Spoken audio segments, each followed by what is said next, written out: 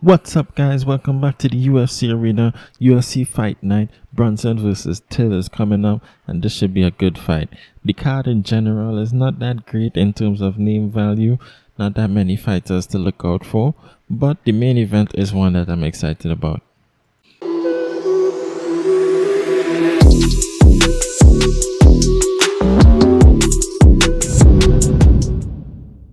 So before we jump into the main event, two names that I'm definitely going to be looking out for. One is Paddy Pimblett, who's making his debut. He has the makings and the potential to become a star in this division if he could do well. So let's see how good he really is. And secondly, we have Tom Aspinall, who's an upcoming heavyweight prospect. He's a very good boxer, and I'm quite interested to see how he does in this division. His last fight versus Andrei Arlovski did not last very long. He has some crisp striking, and he has a bit of a submission game as well. He's fighting against Sergey Spivak, who is a more submission-oriented heavyweight fighter as well. So I imagine he's going to want to keep this one on his feet. Now for the main event, Derek Brunson versus Darren Till.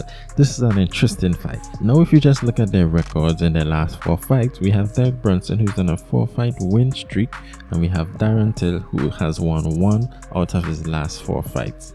However, I don't think this tells the full story.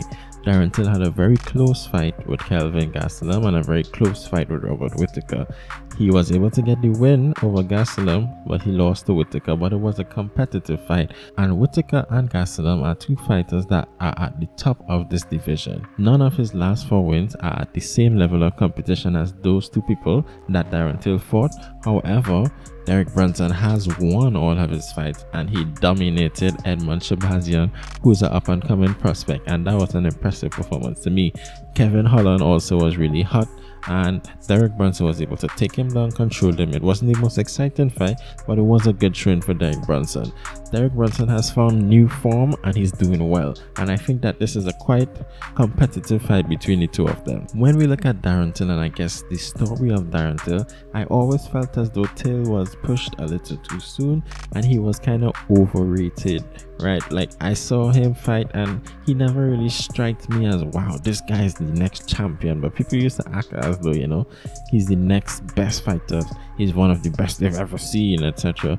Darren Till is definitely really good. I'm not disputing that, especially in the striking. He's really good, but I felt as though people was giving him too much credit too soon. Derek Brunson, on the other hand, is underestimated a lot of the times, and I myself have underestimated Derek Brunson in the past, and he has proved me wrong.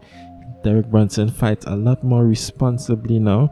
Derek Brunson used to be a wild, locomotive kind of fighter. He just rush out. He would bomb rush people. He would charge from one side of the octagon to the next, just chasing you, throwing one punch after the next. If you look at his fight versus Robert Whittaker, that's actually how he got knocked out. He literally ran from one side to the next, throwing punches, chasing Whittaker, and he was countered. If that was the version of Derek Brunson that we were going to get, then I would say easily that Darren Till is going to win this fight, because Darren Till would be able to counter Brunson the same way that Whittaker did. And Darren Till is very precise, and he's very calculated with his strikes. Overall, Darren Till is a better striker than Derek Brunson. I don't think there's any debate there. However, Derek Brunson is a better wrestler than Darren Till. There's also no debate there. So who's going to be able to implement their game would be interesting to see. In terms of takedown defense, Darren Till must be working really hard on his takedown defense for this fight. Currently, his defense sits at 82%. Brunson's success rate is 26%, so he would shoot a lot of takedowns, but he doesn't necessarily get a lot of them. However, if he does get one, I think he's able to control people while on the ground. Would he be able to control Darren Till? That's yet to be seen. Darren Till is a pretty big guy, so it's pretty hard to hold him down. I'm kind of torn on this one, you know. I think this is a close fight. I am going to go with Darren Till. I might possibly be underestimating Derek Brunson again, but I just think that Darren Till is a bit too calculated and accurate in his strikes. He doesn't need to throw 4 and 5 punches to land. Darren Till will pick and choose his shots, and he will land when he decides to go.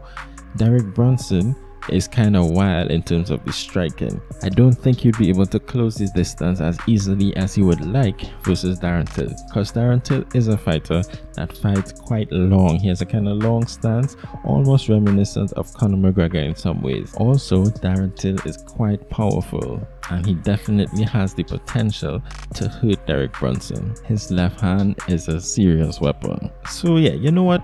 Darren Till, 3rd round knockout with the left hand. Derek Brunson is not going to be able to get close. He's going to be on the outside. He's going to have a lot of failed takedown attempts, and Darren Till eventually is going to rock him and finish him. I'm going to go with my gut. Darren Till, 3rd round knockout. Let's go. Anyway guys, that's the end of this video. If you enjoy my content, please remember to like, please remember to subscribe, hit that notification bell so you know every time I drop a new video. We're on the road to 300 subs guys, so please help your boy out, and I'll see y'all in the next one.